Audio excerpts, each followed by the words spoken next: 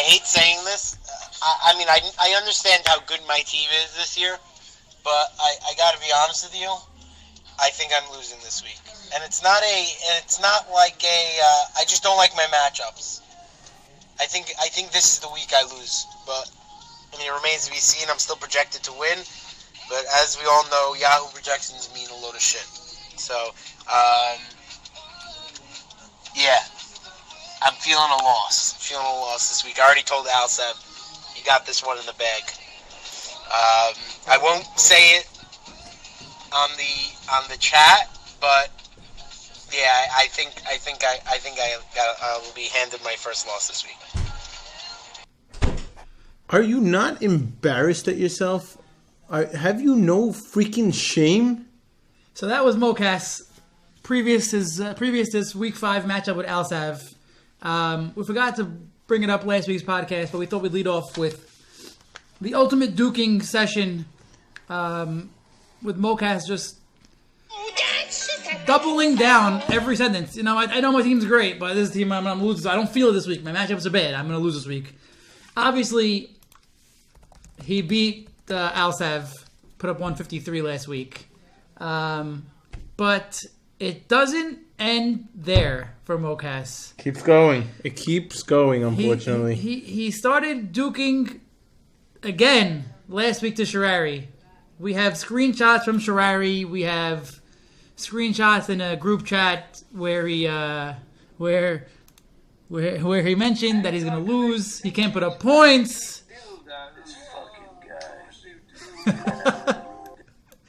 you have a hobby or something? Well, as a matter of fact, I collect vintage Nazi dildos. That's my mascot right there. So we have a well, we're gonna put this in the chat, or Sherari can put it in the chat when this podcast drops. Mocas telling Sherari, quote, "You're gonna beat me this week. I'm relying on top guys, and they're gonna falter at some point. And then this is the week." Sherari drops. It was a simple emoji. It was a simple eye roll emoji.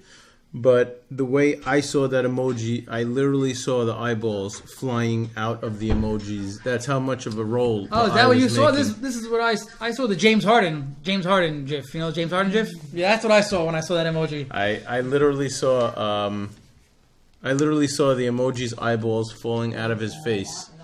That's how much of an eye roll. And then in a different chat, Mocas doubled down again. And when Sherari told me he's projected for 160, and no one ever gets projected that high, he goes, "But I can only go down from there, Sherari. I can only go down from 160." And then he scored 185. 180. So, I don't know. So, Hello, Mocas... Rosie. Yeah, Rosie needs the car key. I don't know where it is. You drove the car, hon. Mocas, just quit the duking. You're 6-0. I see you adjusted your team name. Very good. But... Oh, Kelly's? It's on the... It's really... Don't take Kelly's car. Take our car. It's really... the level of what's going on is so obnoxious and so degrading. When I spoke to Mocas earlier in the week to let him know how low of a level he's gotten in the duking segment, I told him he's becoming so low that he's almost on a low level. So he says to me, he goes, "But who's the most? You tell me, who's the most hated guy in the league?" And I wrote Moshel, The hated. He writes 2 rings. And then he writes, "Who's next?" I say, "Probably Charles." He goes, 2 rings. I see where he's going with this. So I think Mocas is... Does that mean me and Sherari are also in the hated column? We both have 2 rings. Are we both like up there? You guys also hate us? You also have been a You guys hate us? No, I don't hate you. What the hell is this crap? I don't hate you. I think Duke hates Sherari, though. That's fair. Very fair. So Mocas, we just wasted 5 minutes on your obnoxiousness, your low-lifeness, Just your stupidity of duking, and it will not be tolerated. I refuse to believe, and you know what? I'm happy for you that you're 6-0. But if this continues, I will not be happy that our Mazza champion is this has this type of character. Moke, you have the highest point scored. The next highest is me. Me. I got 200 this week. Fine, but that's a 77-point difference. That's like one whole Ez week. So like, let's just pump the brakes on your duking. Embrace the good team that you have. Be confident every week. All right. Just take it, man. I mean, you gotta. It's just becoming. It's becoming a little much, man. It's becoming a little much. And with that, let's get into the podcast. Hold on. Before the next segment, I just wanted to clarify. In the chat, I invited the boys over for Monday Night Football. Bills, Pats, Derek Anderson against Tom Brady, like we all thought it would be. Unfortunately, I'm gonna have to cancel that invitation. I may be going away. So I'm sorry. No one wants to watch the game anyways. It's going to be 58-0 in the third quarter. But hopefully, in a different time, I get you guys over here and to watch a game, any game, not just a Bills-related game. But sorry for the false hope. For the 4 of you that said you were in, and everybody else, Cancun. Ooh. Inshallah, we'll see. We'll see if it pans out. Because the dates that we have are not exactly jiving with Mazza Bowl. If you get my drift. Shit. So, I already spoke to Rosie and told her that it's unacceptable. And we have to come home early. But whatever. I'm not missing Mazza Bowl. Let's put it that way. Way to be. I'm not missing Mazza Bowl. I like that. I told her. I have commitments to Mazza. Anyways, let's get started. I like it. We're going to start with...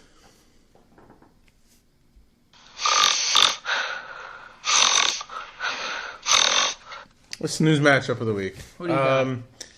I think this was very obvious, in my opinion. I'm going to pick me. I'm going to pick my matchup with Nemo. Nemo beat me 132-73. Now, I had in my starting lineup, in case any of you wanted to get a little nauseous, I had Derrick Henry, Ronald Jones, Chris Boswell. Boswell was fine.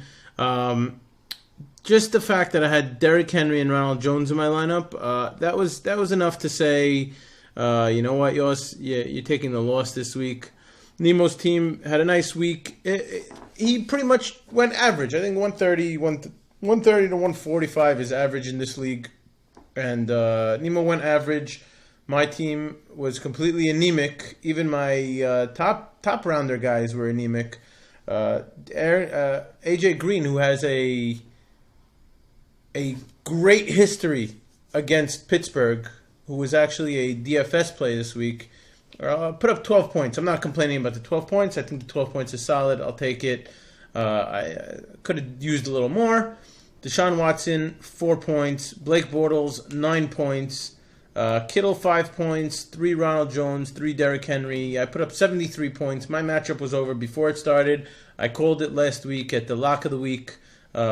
Which, by the way, I'm 3-0 on. So my matchup was the obvious snooze matchup of the week. I can't imagine how Stan would have another snooze matchup of the week. This was my snooze matchup, but since you already mentioned that, I'll bring another matchup in. Mocas versus Sherrari. This one was also basically over before it started. Mocas won by 80, and... what was the spread that we gave Sherrari last week? 30. 30. Wasn't even close. He won by 75. And Mocas covered that spread. And Sherrari's team didn't put up points. I mean, that's all there is to say. Mocas' team has like 5 guys putting up 20 every week. Yeah, you can't be happy. You can't be happy when you have your arguably your best guy, with Sherrari having his best guy on Thursday night, putting up only 7 points. Getting into fights with air conditioners. You can't be happy with that. And I think from then... Sherrari's hopes were kind of a little shot, I think. He knew that he'd get some good game out of Matt Ryan against Tampa Bay, but it didn't help him since Mocas had Julio Jones from Atlanta. Right. So, and same thing with Hunt. He had Hunt, but Mocas had Mahomes. Not that it would have mattered. Going into that game, Mocas was already up by 80. So it was just a snooze fest. This was a blowout, complete blowout from the 1 o'clock games. It was just whatever. Oh, not to mention- Smokehouse team is going crazy. Not to mention, Mocas also had Austin Hooper. Oh yeah, so there you go. All the targets. Yeah. Will Julio ever score a touchdown? No, that's the main question. So he's projected for this season. He's projected for 1,850 yards receiving and 0 touchdowns. The ultimate Julio season. I had Julio last year. He had 3 touchdowns, and I think all 3 came in one game. Very possible. I think against Tampa Bay at the end of the season. And he had a 200 and something yard Just game. can't score. Doesn't make sense. Matt Ryan has a lot of weapons there. He has Ridley, Hooper now.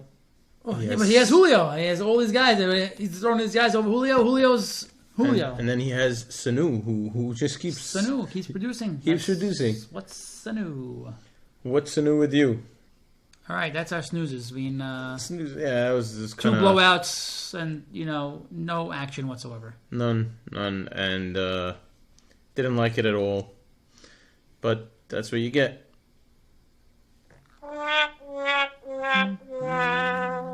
Oh my God! You benched him. Stan, take it away. Bench of the week. Hold on. I have another interview here for the bench of the week. Where is it here? I really fucking suck. I fucking suck at picking quarterbacks. I just don't get it. Every week I pick the wrong effing guy. Are you kidding me? Jared Goff, are you freaking kidding me? Come on, man. I don't get it. Everything I read, everything I do, even my gut, like, I just don't get it. I read, oh, this guy's got the better matchup, you gotta start him. He shits the bed. Gurley runs all over Denver. All over them. Oh my God! Unbelievable. No, you know Mocas what's is unbelievable? complaining about his I'm fucking at a team. fucking loss. He's I'm 6-0. at a fucking loss. He's 6-0. He put up 184 points He's this complaining. week. He's complaining about it. But you know what? He put up 2 weeks worth of S points. I also point out that I want to point out that in the voice note, Mocas went from dropping the F-bomb to just saying F'er and then freaking. He's like all over the map when the F curses. It's just There's a lot of F curse evolution variations of the F curse. Wentz, obviously, after playing that, is one of my benches of the week. 22.5 points as opposed to Jared Goff's 6 points. Would have been points leader. Would have been points leader. Ha! Take that. Would he have been points leader? Would he? Yeah. I would have just 16? missed it. Yeah, I would have missed it. It would have been super duper close. Would have just missed it. That's one of my benches of the week. The other one I have is Alsav. He started Will Fuller and Kiki Kuti against the Bills. Not a smart move. Do not start offensive players against the Bills. Their defense is freaking awesome. It really is. But he had on his bench Taylor Gabriel and Nelson Aguilar. One of those guys, both those guys gave him the win over Duke. One of them, I would assume he's always gonna start Will Fuller, especially whatever. But to start both receivers on Houston as opposed to mixing it up a little bit would have brought him a little closer. That's He wouldn't have won. It's the classic.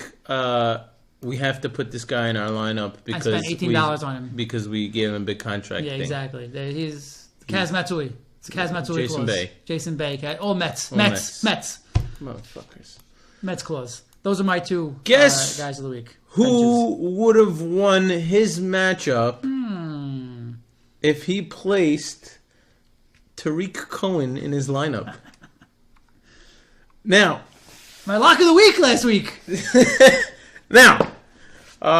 Charles put Alfred Morris in his lineup. Now we were kind of skeptical all week about whether Breda was going to play. He was considered questionable. He said he was leaning towards playing. A lot of the main guys, the beat writers, said he probably won't play. He'll probably be available, but won't play.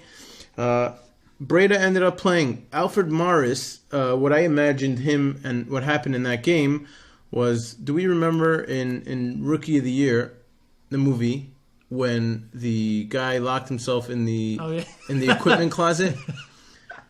I think Alfred Morris locked himself in the equipment closet and somehow didn't show up for that game. If Charles had Tariq Cohen in his lineup, he wins the lineup of the dumpster trash talkers. He beats Sam Beta out, and 2 weeks ago when we had Sam Beta saying his season is kaput at 1-3, now stands at 3-3 because Charles just did not trust the 28 points last week that 2 weeks ago that Tariq Cohen put up, and the 8 points before that. His workload is getting higher, and Charles didn't trust that and said, I'm putting Alf Morris into this one. What a schmuck. And he would have won. Chuck, come on, man. You know what? Also, another thing I wanted to point out over here. Is this the highest total that we've ever had with two defenses combined? These guys almost combined for 40 points together. 21 from Houston, 17 from Seattle. That's a very solid. Good streaming, guys. Great job. Way to go. Way to go. Sam Beta taking Houston over Buffalo. It's valid. I've been holding the Lincoln's defense for 3 weeks already for next week's matchup against the Bills. I've been holding it. I think Sherrari's holding the Jets defense. If I'm not mistaken, Sherrari's holding the Jets defense because in week 9 and 10 they have the Jets and Miami. Right. Sherrari's just been hoarding defenses, and I guess it paid off for him once. Do what you gotta do. We're gonna just segue right from that matchup to our matchup of the week.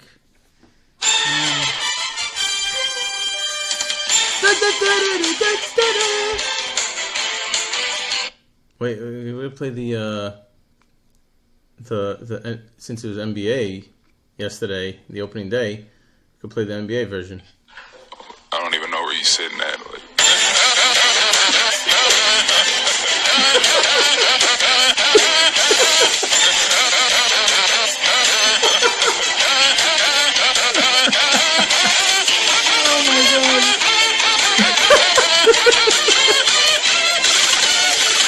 Oh my god, what is that laugh? It's ridiculous. It's so crazy. It just confirms everything we ever knew about Kawhi. Like, oh man. Matchup of the week. My lock of the week last week was Chuck over Sam Beta. I did not think Sam Beta could overcome the buys that were on his team, mainly Drew Brees, but alas, an Alfred Morris miracle on Monday night with Devontae Adams putting up a huge night helped Sam in his quest to be the first team eliminated from the playoffs to actually make the playoffs. Crazy, crazy stuff. Great job, Sam. Yeah, I don't know how he did that. I don't know why he did that. I mean, it was a great matchup, and Devontae Adams, you gotta be happy every time you see a Packer on the injury report that's not Devontae Adams. As a Devontae Adams owner, you gotta be very damn happy to see that. If it's Devontae Adams on there and you own any of the other Packer receivers, I don't know if you're that happy. I mean, you're happy, obviously, that you can possibly get targets. But if you're a Devontae Adams owner and you see any other Packer, you know where those targets are going. They're going to Devontae Adams, and that's what won Sam Beta of the week. This is the first time all season that me and Stan didn't even bother checking any other matchups of the weeks.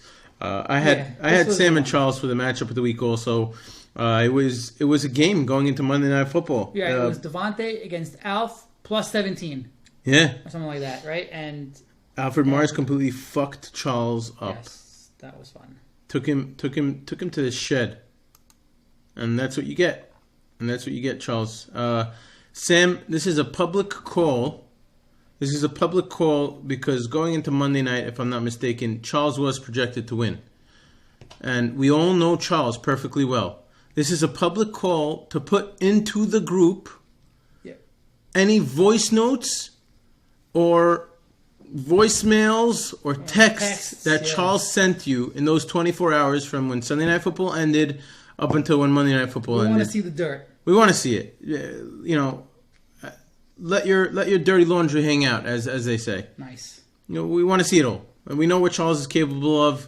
We know how he handles. And we have no doubt in our minds that even if Charles had 10 parties set up on Monday, he had a minute to send you something.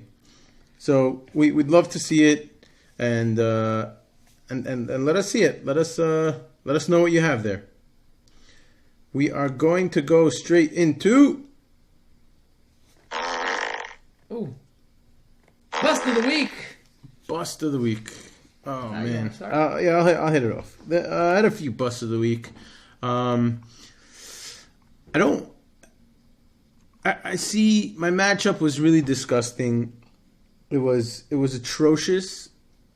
I don't know if I can even put this, but I have two busts of the week on my team. Go for it. Deshaun Watson with 4.1 points. Tried to warn you last week. How'd you warn me? Oh, You Buffalo. said Deshaun does do nothing. I'm like, he's doing nothing because he's playing the Bills. Yeah, it's true. Defense. But Damn he it. didn't look right. He's injured. He's injured, man. I know. Something's up with him. Yeah, Bruised he had lungs. chest, Yeah. bruised lungs. He's gonna whatever. He's got that, and now he's playing regular time this week. So I don't know if he's gonna come back. He put up 4 points. He looked anemic, and not only that, we had Cooper Kupp, who got injured early in the game, who was pretty much out most of the game. So you figure it's time for everybody else to shine. Yeah. But Brandon Cooks put up only 6.3 points, who's also another bust of the week. So within two guys on my team that were picked pretty high and expected to do good things for my team, those are my busts of the week. Not that I was going to win, but if those guys do decent, I had a chance of cracking 100 and actually getting a little couple more points for my overall point total. But those guys did absolutely nothing. Right, and now staying on the Rams page, we already touched on Mocas starting Jared Goff as a bust of the week, 6 points against Denver's defense. Gurley did all the heavy lifting there. And I wanted to bring up one more time Rosenmania on Sam's team. So what I'm thinking now is that when you have the name Mania attached to you, you just suck. There's two guys, Rosenmania and Peter Mania. There's two guys in the league with Mania attached to their names. Is Rosenmania a thing? Sam said it was a thing last week in the chat. He said Rosenmania. I said, okay, it must be great. 9 points, now 6 points. Maybe the guy just sucks. I don't know. But that's the bust of the week. If you're giving the guy the name Mania, he can't perform like diarrhea. That's the bottom line, Sam. So get you guys in order. But really, I like Josh Rosen. The truth is, I wanted to move with Josh Allen, to be honest. But and these are harsh times because we didn't even consider. We touched on it before, but we didn't even consider Alfred Morris as the bust of the week. no, I mean, we spoke about it. We spoke about it. I wanted to bring up one more just for Sherrari. Niles Paul, I know got injured, but I don't know who that is, but he put up negative 0.3 on 3 snaps. So good job streaming a tight end there. I gotta say, I have two tight ends if you need one. let me throw something in there. I wanted to get Moshel. I wanted to get Moshel on the line because he had something that I didn't want to take credit for, but he wanted to tell me himself. I'm excited.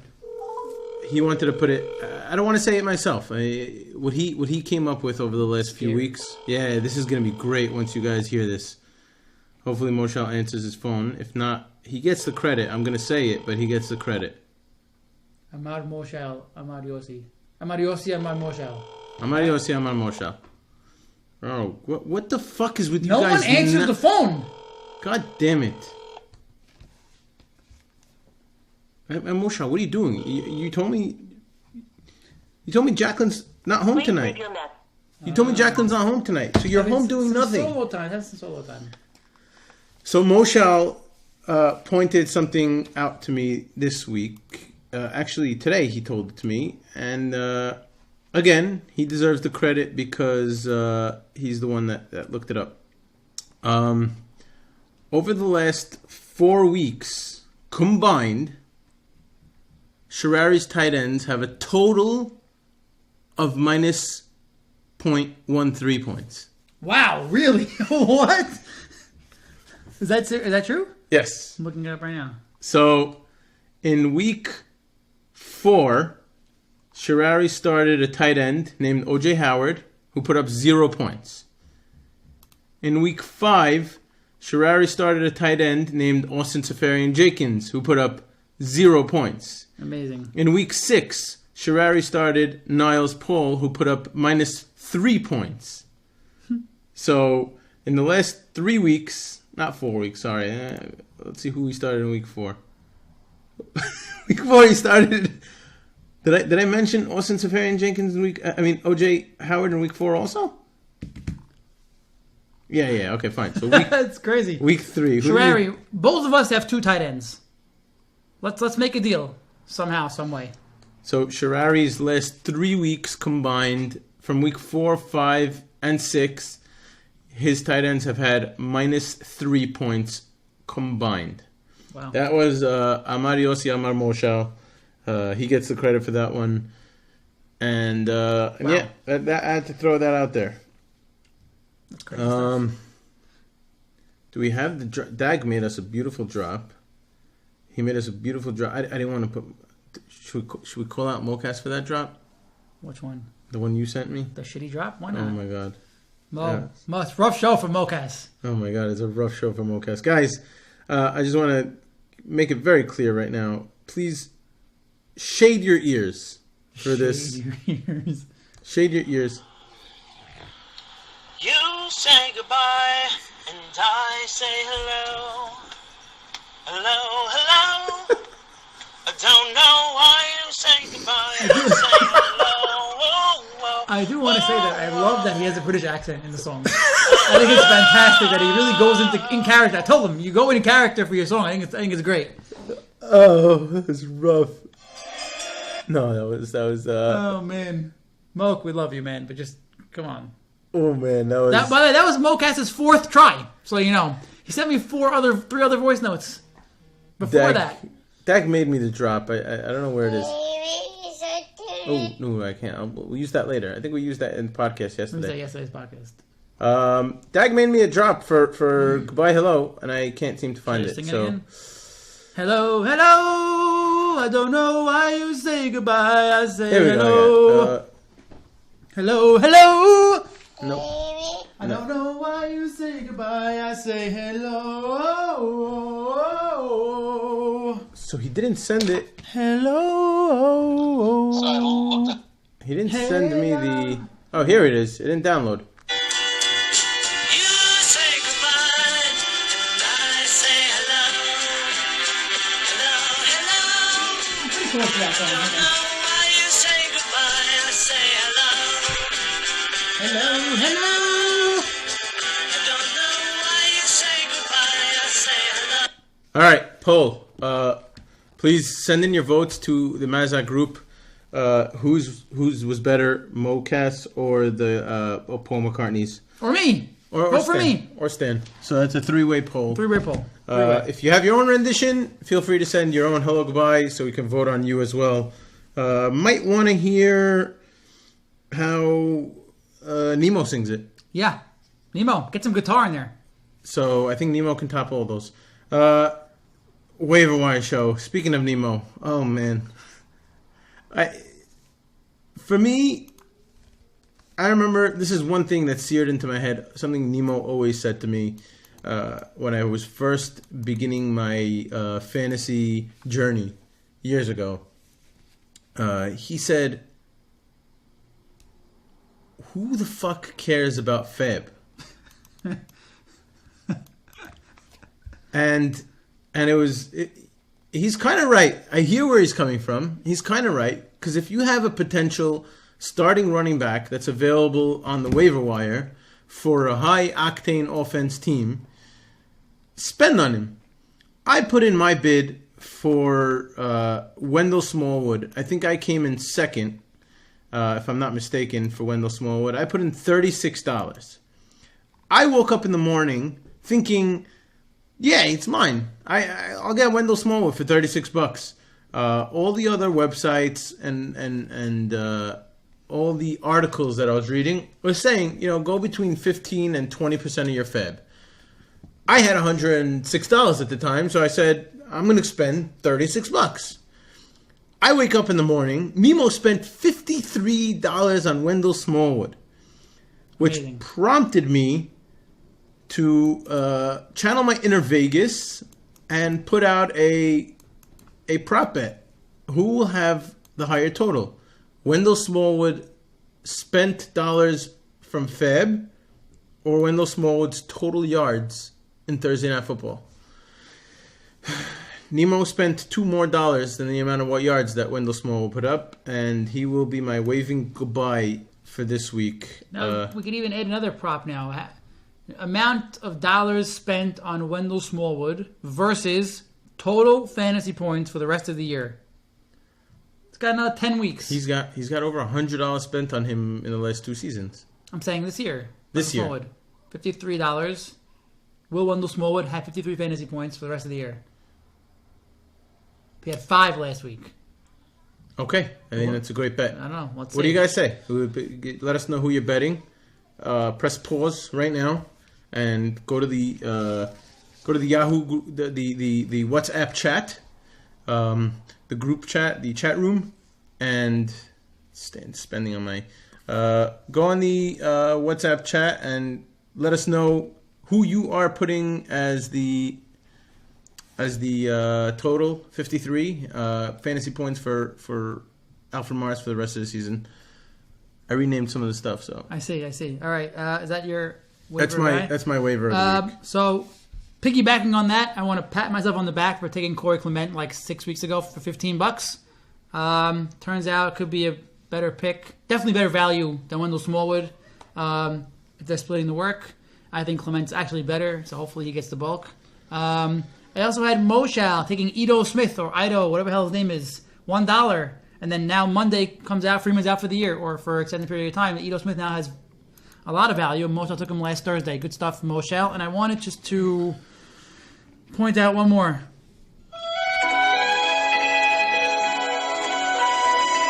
Sam Beta has said goodbye to Des Bryant in this week's Fab by picking up Willie Snead. I know it was tough for you holding on to him for such a long time, especially after Nemo already had him first. But Des is not coming back, guys. And I'm glad you released him. I'm not glad. I hope you would have started him against me this year. Willie Snead, I looked at him a few weeks ago, has 0 ceiling, but a very high floor. I'd say his 8-point floor. It's very solid. So he's a good pickup. I like the pickup. And I think it was about time for Des to go, and I'm sorry you have to go that way, but it's whatever. Who was it that a few years ago made? I want to say it's either you or Alsav that made their team name Kibbe Senid. It has to be. Has to be Alsav. Either Alsav or like Mokas trying to channel his inner Alsav. Or maybe it was Nemo. Was it Nemo? Whoever got it, whoever did it. Let us know. No, they definitely won points in team name game, and I was pissed about it. This, I'm looking it up. There's got to be a way to look it up. Wow, he's looking it up. All right, talk a little bit. All right, so while he looks it up, I'm going to head up the what's it, last year? Upcoming matchups. Boom! All right, we didn't start the week. Let's start the week. Oh, we didn't do start of the week? That was start of the week. Is it? That was start of the week? Okay, fine. Start of the week. Yeah, that's what I have at start of the week, no? I guess. No, start of the week. Well, yeah, but you said you liked next week's matchups. Oh, okay, fine. So start of the week. I'm sorry. I was looking at... my start of the week this week is... I had a couple of them. I had 3, actually, and I couldn't decide which one I want to pick. I don't know who Stan went with. Let me see who you went with, just so I'll let you touch on that. Okay, beautiful. So I'll let you touch on yours. My start of the week was two guys in particular. One of them is actually 11 guys in particular. One is Jameis Winston, who Duke finally said, you know what? Fuck you, Mariota. You were not the number 1 pick of that draft. You were the number 2 pick. Jameis Winston was the number 1 pick, and I'm going to put the number 1 pick of that draft in my lineup, and I'm going to put up 30 points. So, good job for Duke. It was an obvious one. Mariota's been struggling. Winston was playing Atlanta, who has 0 defense, and he was going to air out the ball a lot, especially the fact that he has a ton of targets. He has O.J. Howard, Cameron Brate, Mike Evans, Godwin, Deshaun Jackson. There's Adam Humphries. There are so many targets that Jameis Winston has. It was an obvious one for that one. My second start of the week, good job by Nemo starting the strong Baltimore defense. I'm giving a defense the start of the week. It's not often that you see a defense put up 11 sacks and 0 points allowed. They completely shut Tennessee out.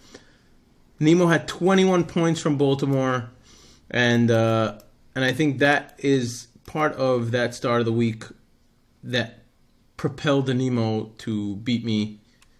Good job, Nemo, on that one, and good looking out. Guys, I can't find this Cine reference, but I did find Nemo's team name Kibbe and Tajina that definitely got points when he used Tajay Sharp, and that was bullshit because he does not deserve points for that. And I don't think I got points for Cut Dixon 8th Day. I think that's a great team name for Dixon. But anyways, I'm going to go to my start of the week. Latavius Murray on my team, 28 points, whatever he had. I actually put him in my lineup while I was at a funeral. Good times.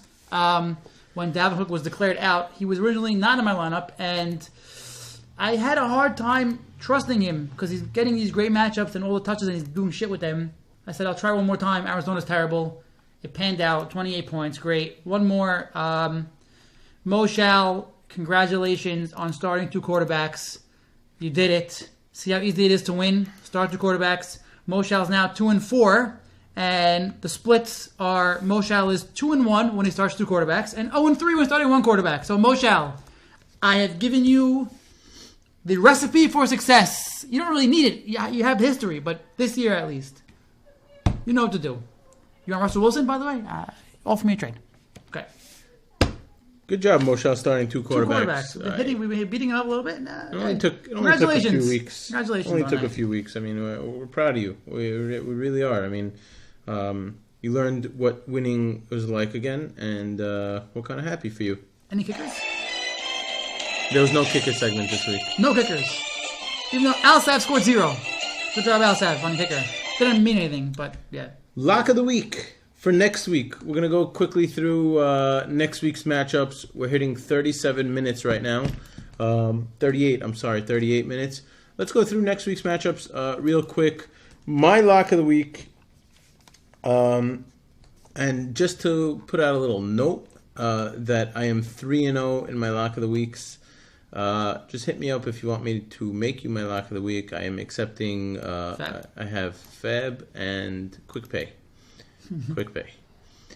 JNA618@gmail.com. Just drop QuickPay in there and let me know that you want me to pick you. My lock of the week this week is Moshal to crush the living grapes out of Charles. I don't actually believe that Moshal is going to crush the living grapes out of Charles. Charles right now is projected for, I'd say, approximately, he has nothing. He has a Nunwa in there in Seattle, so I'm going to give him an extra 17 points.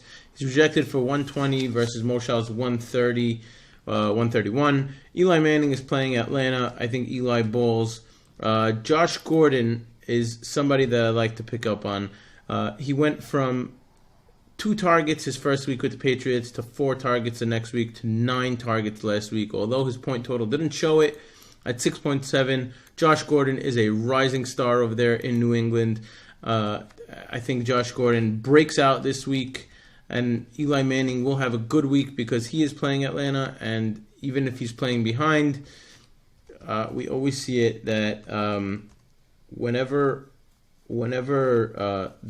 that bitch-ass pussy on the Giants opens his pussy-ass mouth and says something stupid, Eli Manning decides, you know what, let me feed him because I do have a first-round wide receiver that makes insane, ungodly catches on my team.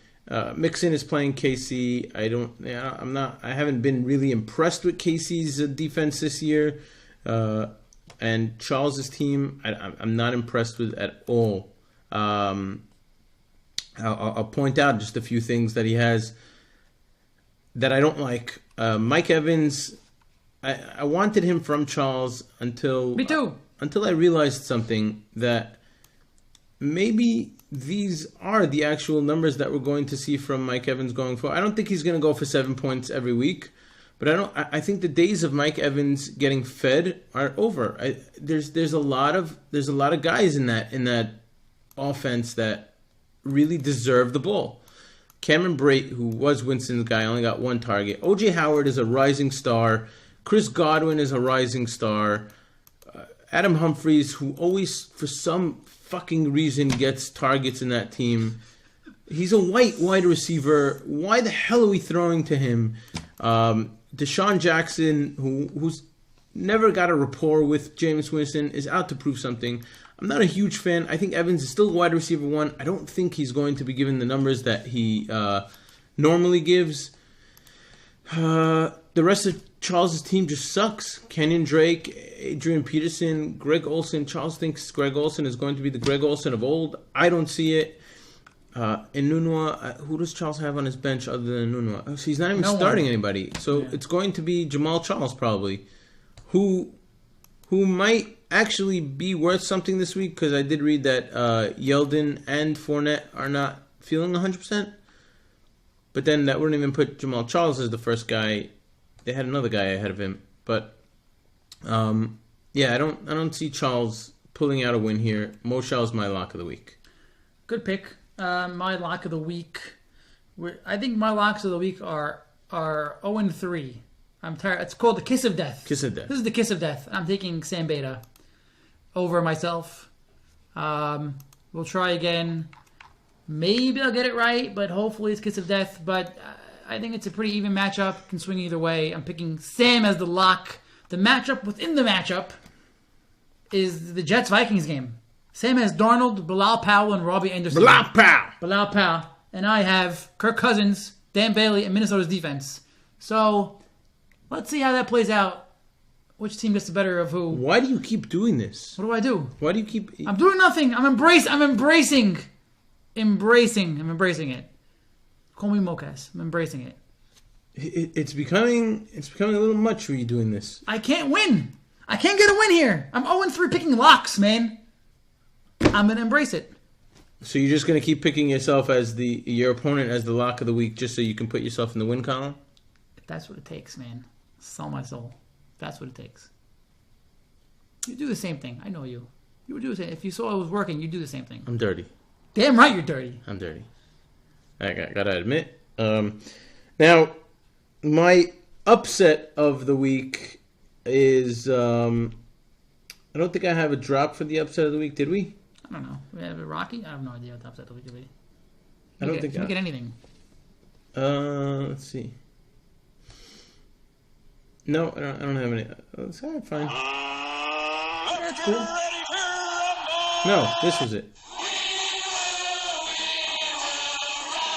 Boom. Sing it! Okay, my upset of the week this week, and I think it was Duke that said in the chat, had a great line for it, that he's upset every time, every week.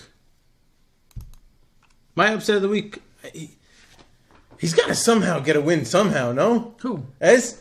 Ez? I'm picking Ez over Hadesh Yamenu Kikidim. Wow. Ez, baby. Ez is going to pull out his first win against Alsav. Alsav has currently no tight end. There's nothing on the waiver wire unless he pulls out a trade. There's nothing on the waiver wire that's really enticing. Surprisingly, I think Ez, who is slated right now to start 2 tight ends, one of them being in his super flex spot. Mm-hmm. I think he's going to be an ugly matchup. It's going to be an ugly matchup by both teams.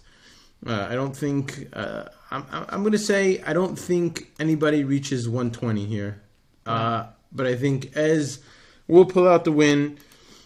I say this every week. I think Keenan Allen is due. And you know what? He's been given the targets. The targets are there. The yards are not there like they were last year, but Rivers is just feeding the ball to everybody in that offense. And I think Keenan Allen gets a couple of he licks some pay dirt this week, gets his touchdowns, and I'm going to put as my upset of the week disclaimer only if TJ Yeldon plays. My upset of the week is Yossi Abadi. Yossi Abadi, right now projected for a 7-point loss to Sharari the Shark. Yoss has his full team back. I think he pulls out a win. His team is pretty damn good. So is Sharari's. That's why it's an upset. Originally, I had Dag here over Nemo. And when I looked at Dag's matchup, I saw he was starting 2 Colts against the Bills. I don't advise it. He's starting 2 tight ends. Which now he's starting 2 tight ends. Ez is starting 2 tight ends. And I'm also starting 2 tight ends. So I don't love the company that I'm in right now with these 2 tight end things. And all right, Dave was a big 2 tight end proponent. So I don't know if this is like really the right situation for me to be in. But that's where we're going. And I think Nemo's team is too strong for Dags at this point. And the reason I'm picking Yoss as the upset is I think it would be a very minimal upset if it happens. I think Yoss' team is very talented. This game can really go either way. According to Yossi, I think last week he said the projections have a plus-minus of 6 that he pulled out of his ass. So it's a pretty even matchup. Right out of my ass. And it's going to come down to Monday night, baby. Hey, I'm missing a dick. Really, all of Sharari's team plays in primetime. Ryan, Monday night. Beckham, Monday night. Boyd, Sunday night. Hunt, Sunday night. Seals, Jones. What is going to be a 0 is tight end. Right. Thursday night. And Dalton, Sunday night. So this is a primetime matchup for Sharari. I think his guys wilt under the pressure. And what's his face? Oh, what the hell is this? Yossi's team comes out with a win off his team bye week. I like it. I know you like it. I hope you're right. I hope I'm right too, I guess. I don't want to be wrong. Have either of us gotten any upset of the weeks correct? Mine was right last week. I took Duke over Alsav. And I was took right. Duke, I took Duke that week 1 also. That first week we did upset of the week. Yeah. Did you? We took Duke over Charles. Remember that? Duke over Charles. I don't and know. And then you bashed. No, that was my lock of the week. I'm sorry. That was my lock of the week, and you said Charles is my lock of the week. Right. Charles is my lock. Yeah. And you're 0-3. A kiss of death, baby. That's what it is. So we got.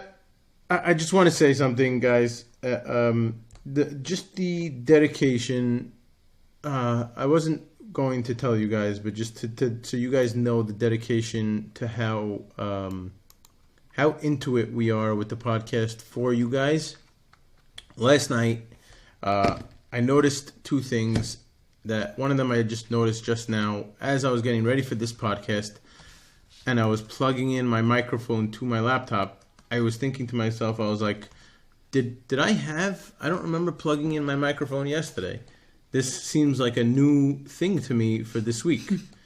So you are all correct. Sound quality did suck. You only heard me because it was me talking to my computer without the microphone in front of us. The microphone was in front of us, but not plugged into my computer to amplify everybody else's sounds. Another thing that I wanted to point out that was on me also, if the Mazza podcast yesterday was not great, it's because the dedication of Dagme, Stanley, and Nemo, who after a 50-minute Mazza draft podcast, which was full of information. Oh my God, it was loaded. Full of hacks, full of fun.